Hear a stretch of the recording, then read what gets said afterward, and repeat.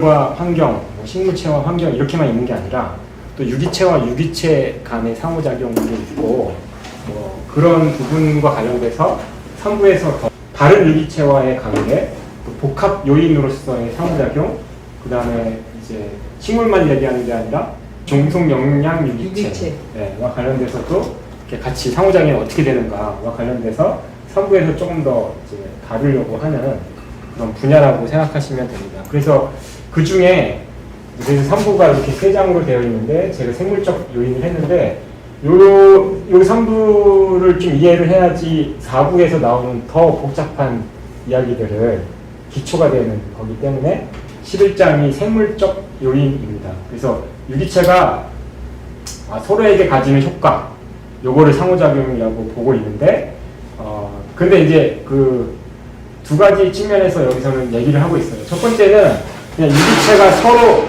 영향을 미친다 라고 하는 게 첫 번째 상호작용으로 얘기하는 거고요. 두 번째는 뭘 얘기하냐면 유기체가 유기체한테 직접 상호작용을 하는 게 아니라 한 유기체가 환경에 영향을 미치고 그 환경의 변화라든가 제거라든가 뭐 이런 것 때문에 다른 유기체가 영향을 미친다 라고 하는 개념에 두 가지 설명을 하고 있거든요. 그래서 그거를 좀 알아보도록 하겠습니다.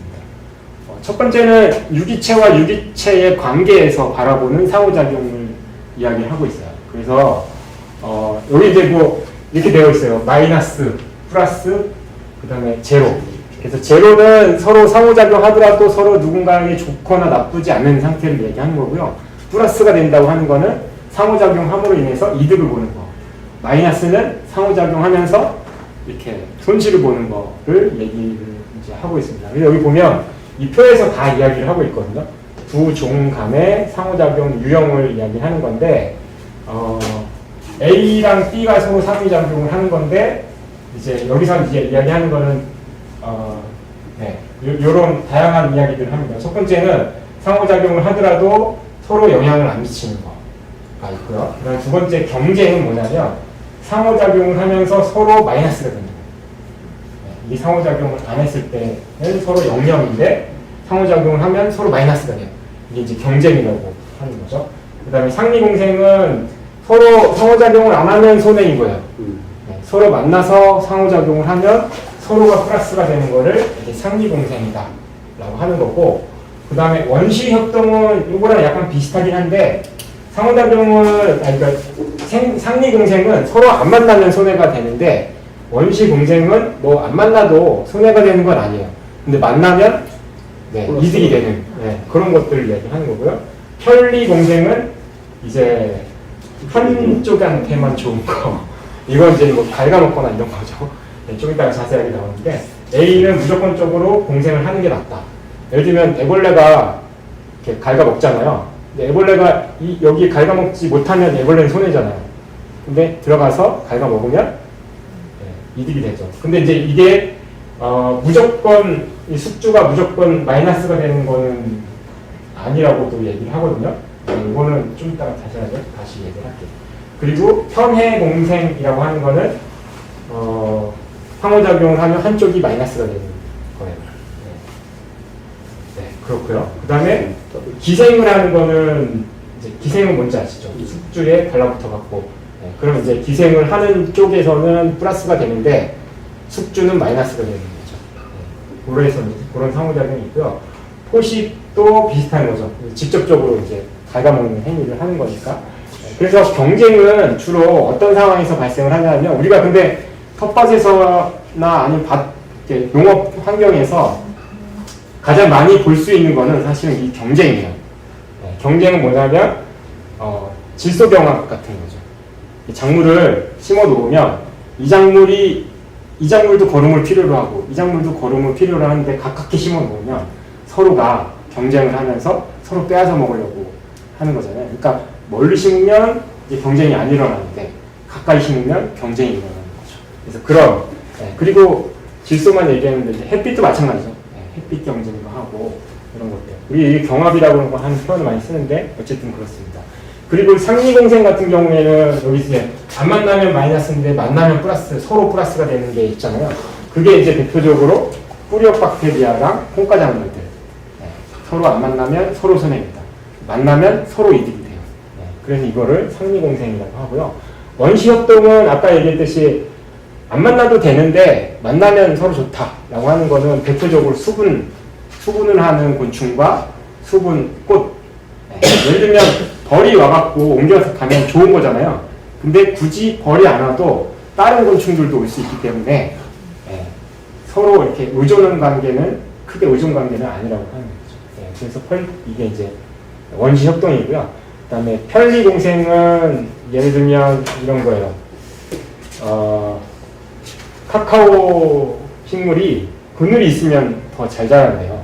그래서 이렇게 같이 이렇게 섞어짓기를 하는데 카카오 작물한테 그늘을 주기 위한 나무를 이쪽에 심는다고 하는 거죠. 그럼 나무는 이게 서로 상호작용하긴 하지만 나무는 굳이 카카오가 있든 없든 상관이 없잖아요. 근데 카카오 입장에서는 이 나무가 있는 게 플러스가 되는 거죠. 그래서 한쪽에 좋은 거, 얘는 상관이 없는 거. 이런 것들을 이제 편리공생이라고 하고요.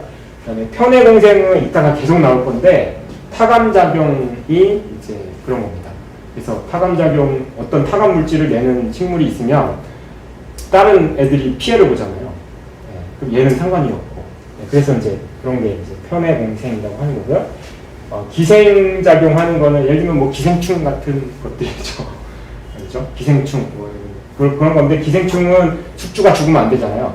그래서 숙주한테 마이너스를 주긴 하지만 생명을 유지시켜주려고 하는 선에서 이제 하는 거고, 그래서 건강을 해치긴 하지만 어쨌든 그렇다라고 하는 거고, 그 다음에 포식 관계는 더 직접적으로 상호작용을 한다. 포식은 뭔지 알겠죠? 애벌레를 그냥 갉아먹는 이런 거죠. 그래서 이 분류 체계가 자연환경에서 관찰되는 상호작용의 유형을 구분하는 데는 되게 유리하다. 이게 딱 보기에는 어떤 게 좋고 어떤 게 나쁘고 이런 것들이 딱 눈에 보이잖아요. 그래서 이 분류 체계를 얘기하는데, 근데 실제 이 장에서 다루는 대부분의 내용들은 이 유기체 직접적인 관점이 아니라 두 번째 관점의 이야기를 훨씬 더 복잡하고 다양하게 이야기를 하거든요. 근데 이 표에서 다 이야기를 하고 있습니다. 그래서 보시면 유기체, 환경, 유기체 관점이에요.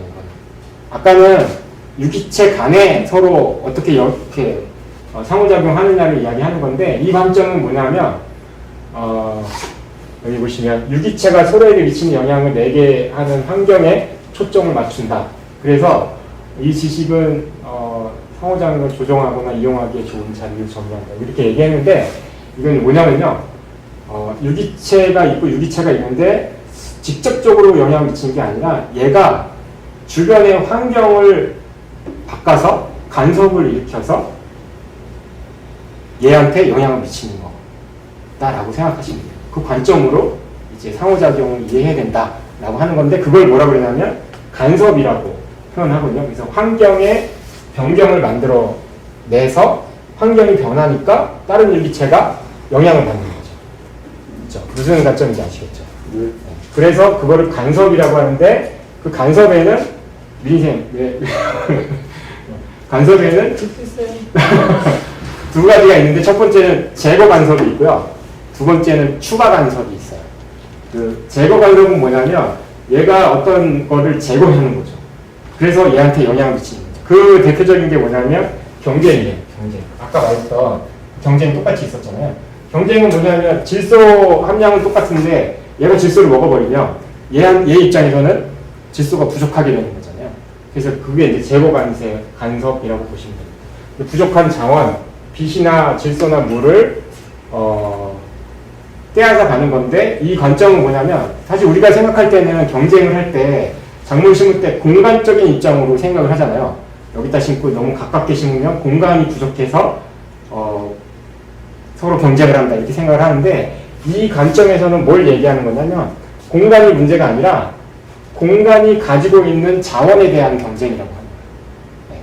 이게 이제 그래서 이제 종래 경쟁이라고 하는 것도 있고 종간 경쟁이라고 하는 것도 있는데, 종래 경쟁은 대부분은 그거예요. 부추를 너무 가깝게 심으면 잘 못 자란다 이런 것도 있잖아요. 그건 이제 종래 경쟁인 거고, 종 간의 경쟁은 서로 다른 종 간의 경쟁인데, 그거는 이제 요런 거에 초석이 됐다고 얘기를 하거든요. 진화 생태학의 초석이 서로 경쟁을 하면서 뭐 그 자연 선택설 뭐 이런 거 얘기하잖아요. 그럴 때 강제력의 원동력이 되는 게 종 간의 경쟁으로 만들어지는 거다. 이렇게 설명을 합니다. 그 다음에 대표적으로 제거 간섭이 이제 두 가지가 더 있는데 하나는 기생인 거죠. 기생은 당연히 빨아먹는 거잖아요. 예를 들면 겨우살이가 나무에 붙어갖고 거기 있는 양분을 먹는 거잖아요. 네. 그러면 얘가 가지고 있는 거에 일정 부분을 제거하는 거죠. 얘가. 그죠? 그래서 이제 그런 게 있고 진드기도 마찬가지고 기생충도 마찬가지고. 그래서 근데 숙주 관점에서는 그러니까 이게 너무 나쁜 것만 있느냐 좋은 것도 있다고 얘기를 하거든요. 뭐냐면 숙주 관점에서는 죽지 않으려고 내성을 갖는다고 하는 거예요. 약한 자극 이런 거에 의해서 그게 있고 기생자는 반대로 이게 번식을 위해서 숙주가 죽지 않을 정도로 이렇게 하기 때문에 생명의 연속이 필요하다. 그러다 보니까 이제 공진화를 만들어 가기도 한다.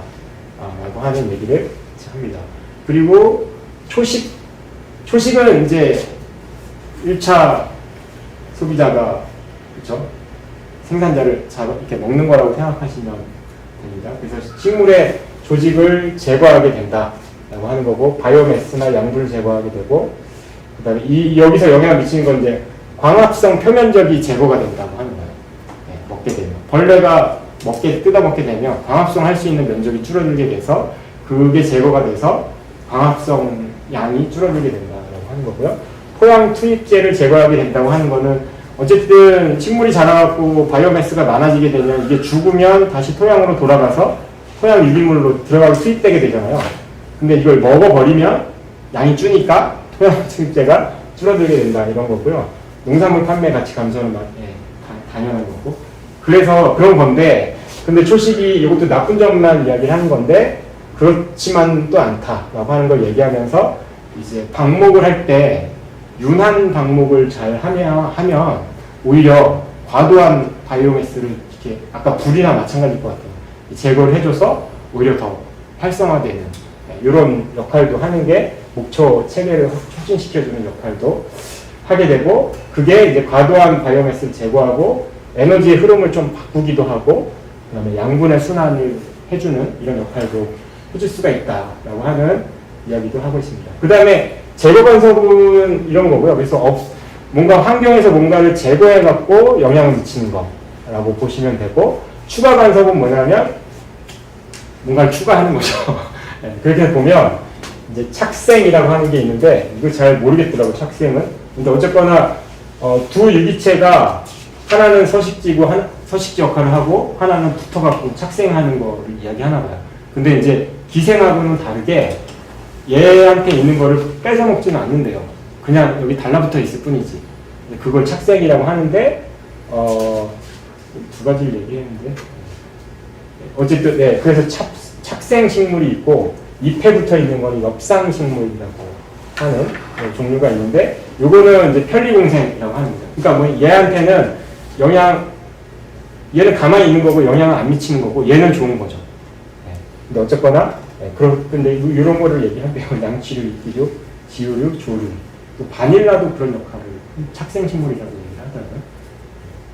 그런 게 있고 그 다음에 공생도 역시 추가 간섭을 하는 건데 벌과 식물 관계. 그래서 원시협동은 결과로 생긴 관계라고 표현을 하고요. 상리공생은 서로 의존하는 관계. 아까 균근, 뿌리옥박테리아 이런 거 얘기했잖아요. 그리고 균근도 마찬가지입니다. 균근은 마이코리자라고 들어보셨나요? 균근은 뭐냐면 이 이름 자체가 균하고 뿔이 있잖아요. 그래서 뿔이랑 균이 한 덩어리가 된 형태를 균근이라고 해요.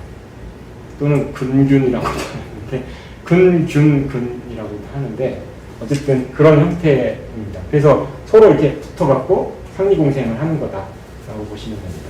그리고 마지막으로 이야기하는 게 타감작용이거든요. 타감작용은 다른 유기체를 억제할 만한 그 물질을 내서 화합물질이나 이런 것들을 내서 다른 작물들을 억제하거나 못 살게 하는 이런 역할을 하는 게 타감작용입니다. 그러니까 추가를 해갖고 마이너스를 시켜주는 플러스 또는 마이너스라고 되어 있는데 어쨌든 그렇게 하는 거를 이야기하는 겁니다.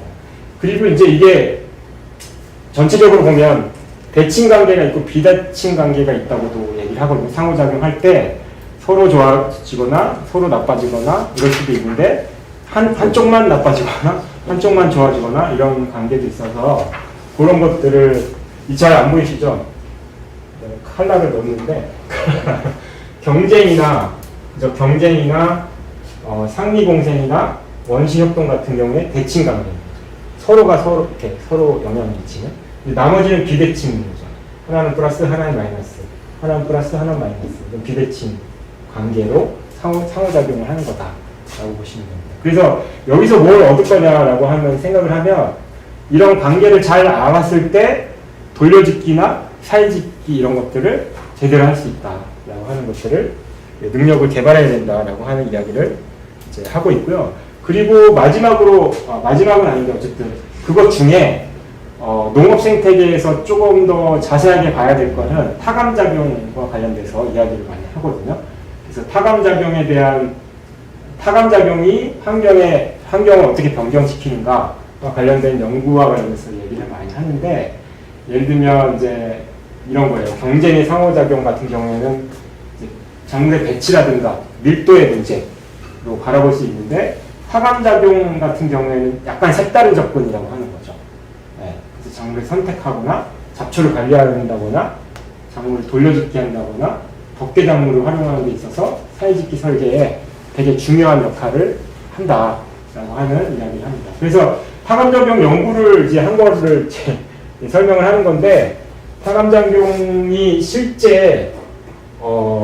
실제로 어떤 역할을 하느냐 이거를 한번 증명을 하려면 이런 과정을 거쳐야 된다라고 하는 이야기를 하는 거고요. 그다음에 두 번째는 잡초에 대한 타감작용의 영향을 많이 이야기하는데, 예를 들면 버팔로 풀하고 옥수수하고 이렇게 해봤더니 실제로 버팔로 풀하고 같이 키워진 옥수수는 되게 수확이 안 좋았다고 하는 거죠. 네. 그게 이제 버팔로 풀에 의해서 뭔가 타감작용이 있을 것이다 이렇게 예측을 하는 건데, 근데 이렇게 볼 수도 있잖아요. 그냥 같이 심었으니까 당연히 서로 양분 경쟁을 하면서 경쟁 때문에 생긴 거 아니냐 이렇게 볼 수도 있는데 그렇지 않다고 하네요. 어쨌든 네, 이걸 배제하기엔 충분치 않지만 어쨌거나 이렇게 영향을 미친다. 그리고 명화조와 떫기름을 같이 심는 강낭콩 같은 경우에 타감작용에 의해서 굉장히 수확이 줄었다. 근데 그게 그냥 단순하게 이것도 경쟁 관계냐 아니냐를 한 게 아니라 어떤 물질이 나왔다라고 하는 것들, 그 물질이 영향을 미쳤다라고 하는 것들을 이제 이야기를 하고 있고요. 그 다음에 개밀 실험, 밀 종류인 것 같긴 한데 개밀로 실험을 한 건데 제거 관세효과 다르다. 예를 들면 이런 물질이 나온대요. 페놀산 뭐 이런 것들이 나와갖고 실제로 영향을 미친다. 다른 유기체에 영향을 미친다. 그래서 타감작용에 대해서 좀 더 자세하게 다양한 관점에서 이야기하는데 작물에 대한 타감작용의 영향으로 이 4가지 정도를 이야기를 하는데요. 첫 번째는 덮개작물 이야기를 많이 합니다. 덮개작물은 대부분 우리는 이제 토양을 보호한다거나 이런 측면에서 덮개작물 이야기 많이 하는데, 여기서 이야기하는 거는 그런 효과도 있고 토양 유실을 방지하는 효과도 있고 녹비 효과도 있고 그렇긴 한데 풀을 억제하는 능력이 꽤 있대요. 호밀 같은 경우에 녹비 역할도 하지만 잡초를 억제한다. 근데 이게 살아있을 때만 하는 게 아니라 호밀을 잘라갖고 땅에 넣어줘도 어느 정도까지는 그 사이에 잡초가 자라지 못하게 하는 이런 이제 타감 작용을 한다고 하는 거죠. 벤조사졸린이라고 하는 이런 물질이 나온다고 합니다. 그리고 멕시코의 베베꽃 콩하고 옥수수의 활용 이런 것들 예로 이야기를 하고 있습니다. 그리고 이제 작물에서 유래된 유기적 덮개, 이건 제목은 이렇게 되어 있지만 사실은 작물 잔사물들을 이렇게 위에다가 깔아주는 이런 작용이 어떻게 역할을 하는가라고 하는 것들에 대한 실험인데, 코코아 꼬투리가 남아있으면, 코코아도 알맹이가 이렇게 남아있고 이렇게 꼬투리가 남아있으면 대도 여기 못하네요. 탄닌 같은 게 나와서 타감작용을 한대요. 그래서 풀을 못 나게 하는, 어느 정도 기간 동안에 풀을 못 나게 하는 게 있고, 커피 찌꺼기도 마찬가지고 아몬드 껍질도 마찬가지고 왕겨, 사과즙, 포도 껍질 이런 것들도 하더라고요. 그리고 이제 하나는 이제 작물의 잡초 저해 효과인 건데, 이거는 작물 자체가 잡초를 억제하는 효과를 낸다, 살아있을 때. 그런 이제 이야기를 하는 거고요. 호박 같은 게 그런 게 있대요. 그래서 호박 이파리의 물질들이 비가 왔을 때 비를 타고 밑으로 내려가서 잡초를 억제하는 이런 효과를 내기도 한다고 합니다. 그래서 타감작용을 연구했을 때 이게 농사에 활용하는 잠재력 이런 것들이 꽤 매력적이다 이런 얘기를 하고요. 또 이거는 근데 사실 다 마이너스 시키는 거잖아요. 타감작용에 의해서 마이너스 시키는 건데 어떤 것들은 오히려 성장을 촉진시키는 타감물질도 있다라고 하는 건데, 예를 들면 이제 얘네들은 대부분 독성이거든요. 다른 잡초에 영향을 미쳐서 독성 때문에 잡초가 발화를 못한다거나 이렇게 되는 거라고 한다면, 얘는 뭐냐면 저농도일 경우에, 타감작용이 저농도일 경우에는 적정한 자극을 줘서 발화가 더 잘 된다고 이런 작용을 일으킬 수도 있다라고 하는 겁니다. 그래서 뭐 이런 선홍초, 밀 혼합했을 때 얘라든가 자주계자리랑 담배, 오이, 뭐 상추 이런 것들이 적정하게 성장을 자극시켜줘서 더 잘 자라게 한다거나 이런 식으로도 이용을 할 수 있다라고 하는 거를 얘기를 하고 있습니다. 그래서 이게 유기체 사이의 상호작용을 활용하고 관리하는 효과적인 방법을 찾는 일이 이제 지속가능한 농법 개발에 이렇게 중요할 수 있다 이렇게 얘기를 하거든요.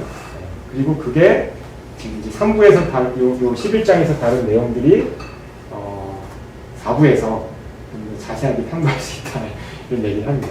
이렇게 마무리거든요. 그래서 핵심은 이제 상호작용하면서 이게 경쟁인지 아니면 서로 영향을 대칭적으로 주는지 이런 거에 대한 이해인 건데, 제가 느낀 거는 이제 뭐냐면 여기서 여기로 바로 영향을 미치는 게 아니라 얘가 어떤 작용을 통해서 환경을 바꿔내서 이렇게 영향을 미친다. 이런 상호작용에 대한 이해를 하면 좋겠다라고 하는 거고, 그 중에 타감작용이라고 하는 거를 잘 이용하면 섞어짓기든 뭐 잡초의 억제든 이런 것들을 활용할 수 있겠다라고 하는 건데, 그래서 이 생각거리로는 두 가지 정도를 제가 생각을 해봤는데요.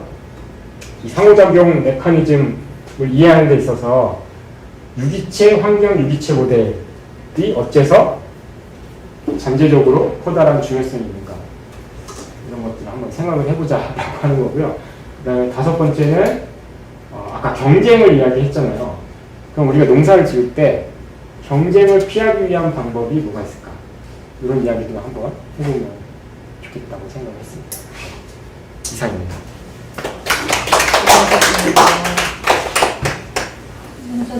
경쟁을 피해야만 된다는 생각은 좀 그런 것 같아요. 어느 정도의 경쟁이 있으면